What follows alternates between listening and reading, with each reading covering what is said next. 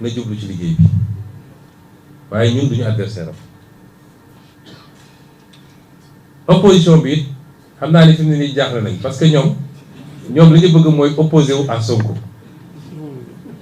ak Pastef ñoom loolu la ñu bëgg léegi nag jaaxle nañu parce que ñun suñu positionnement mënatoo xëy ne Sonko la mënatoo ko te bëgguñu daal ci Diomaye parce que ñu ngi xool nu ñuy naxanteeg moom pour ñu def seen i dir moo tax ñoom jaaxle nañu foofu lañ toll ci Sénégal kon ñun waa Pastef buñ may gars yi lu ñu defee loolu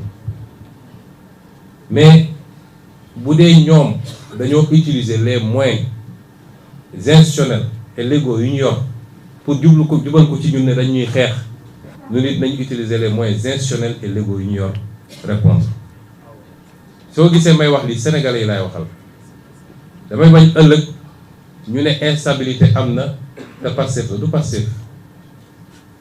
Pastef yor na assemblée am na lu mu ci mën a liggéey am na lu mu ci mën a def pour wane ni d'accord ma mu gàllankoor gouvernement am na yeneen pexe bu jëlee ay moyens dal ko ci ñun dañu utiliser suñu moyens ñu nit ci cadre boobu mais su loolu amul nañu responsable ñun ñëpp te ñu xalaat Sénégalais yi ñu jublu ci liggéey bi loolu rek la ñuy suggérer j'ose pas dire conseiller président Diomaye ak ñi mu àndal kon bu ñu tombee ils vont faire de la provocation commencé nañu déjà yaakaarul si dul loolu mooy fexe parce que li ñu bëgg a andi mooy image Pastef parti fitna loolu la ñu bëgg a andi man maa ko jàngal politique xam naa ni muy xalaate bu leen tombee ci piège yooyu nañu continuer doxal terrain bi liggéey bi suba ngoon guddeeg bëccëg boole kook suñu bilan ak yaakaar gi sénégalais yi am yaakaar ci ñun ba léegi parce que def nañu une bonne partie li ñu war a permettre ñu yor les leviers de la révolution il faut ñu yeggale ko juste kon loolu xel lay àndal bu ñuy duggee ci yenn yi même les bailleurs ne viendront pas les investisseurs ne viendront pas chaque jour ngeen gis Bloomberg note yi mu def ci Sénégal wala telle agence bu ñu duggoon tey ci cycle ñu naan dissolution am na tey amaat na ëllëg au moins sur 6 7 8 mois yi ñu jëm dara du ñëw Sénégal loolu nag amul lu ko jar surtout si doy ñun dañoo gëm ni ay patriotes lañu c'est l'ultime solution mais il faut que ñi ñu jàkkaarloo aussi ñu raisonnable ñu xam ni yàlla moo tudd nii kenn ku ne mu am lu mu la jox nga téye ko kon nañu rafetal jëm kanam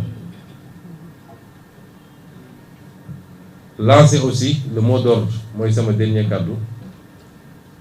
aux patriotes ñeenti fan moo des defe naa pour congrès bi moom waru doon congrès bu ndaw de congrès bi moom buñ ko defee rek dañ xam ni Pastef du moroomu gaa yi Pastef du dem ci bërëb ñu naan yaraax na Pastef du dem ci bërëb ñu naan nañu compter li fa nekk Pastef bu organiser rek ñu xam ni Pastef organiser na kon focus sur le congrès focus sur les bracelets préparer leen mbir mi ba mu mat sëkk parce que nous sommes en marche pour récupérer ce qui nous revient. Ça commencera par les locales de 2027 ñu yeggali ko par la présidentielle de 2029 Inch'Allah. di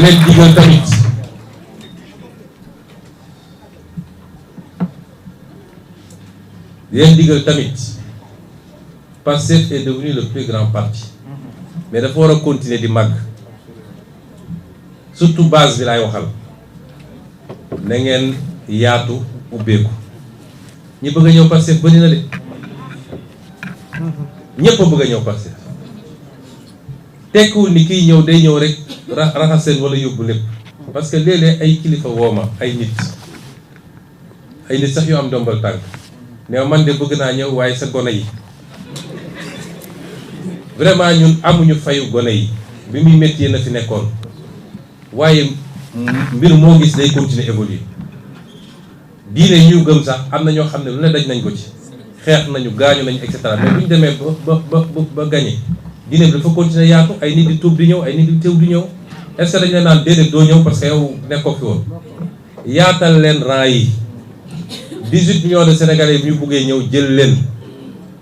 wax naa leen toujours yan condition la ñuy jëlee Pastef reste ce parti attrayant ouvert Sénégalais buy politique fi mu toll nii bu amoon sañ Pastef lay nekk Sénégalais buy politique bu amoon sañ Pastef lay nekk ubbeeku nañu yéen njaboot gi ubbeeku la nit ñi ñëw ngeen ànd ceeg yaatu yéen ñii di ñëw it ñëw leen avec humilité xam ni da ngeen ci fekk ñoo xam ne daj nañu lu mburu dul daj ci taal ngeen jox leen cër ñu ànd liggéey parce que ce pays a besoin de toutes ses forces pour une révolution pas une alternance mais pour une alternative daaneel ci DG yi ñu ma koy fàttali parce que Pastef tey ci état bi du ministre yi kese peut-être yoroon nañu lu mat 80 à 85% des ministres waaye yoroon nañu tamit lu toll noonu ci DG yi man li may wax directeur généraux yi directeur général ak ministre bokkul ministre est une fonction éminemment politique directeur général est un poste technique ndax ñun nekkoon nañu opposition am ay directeurs généraux ak ay directeurs yoo xam ne ñu ngi woon ci ñun directeur général c'est un poste technique li ma leen di wax mooy parti bi tënkul kenn ci sens bi wala sens bële directeur général boo xam ne jàpp na ni mënatul dem ngoram mayu ko wala amatul envie kenn mënu koo tere mu ne maa ngi dem bàyyi na waaye liñ koy sant ci cadre boobu mooy na ko def conformément ak liy intérêt réew mi na ko yëgal ki nga ko war a yëgal ba pare na toog téye poste bi di liggéey ba keroog ñu tànnal ko ku ko wuutu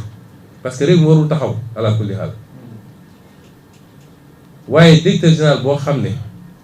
moom bëgg na continuer liggéey bi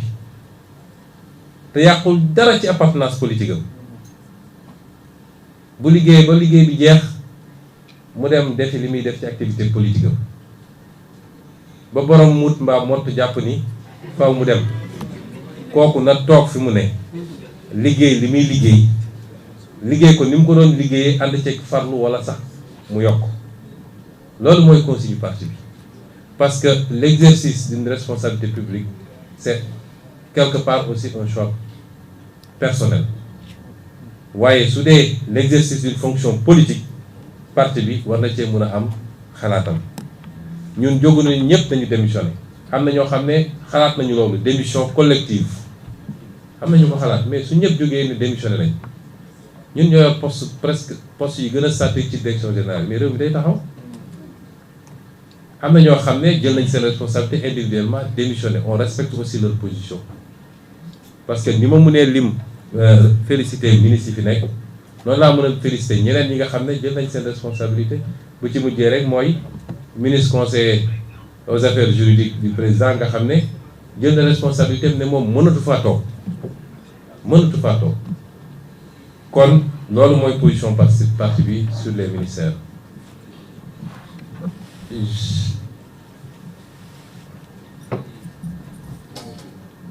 Je vais résumer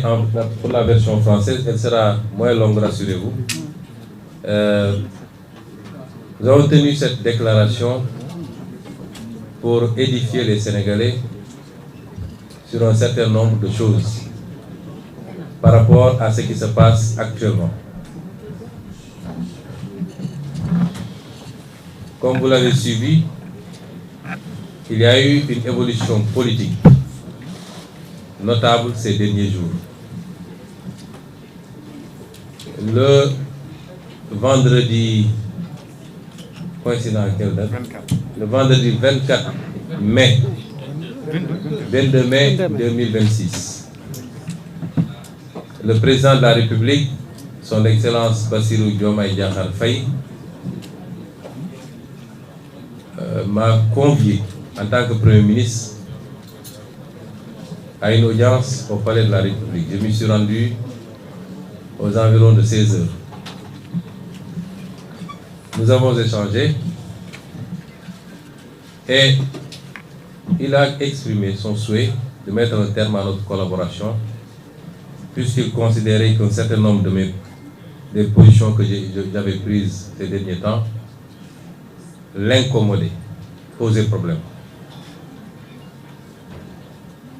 J'ai pris acte et je lui avais donné juste une suggestion. Parce qu'à plusieurs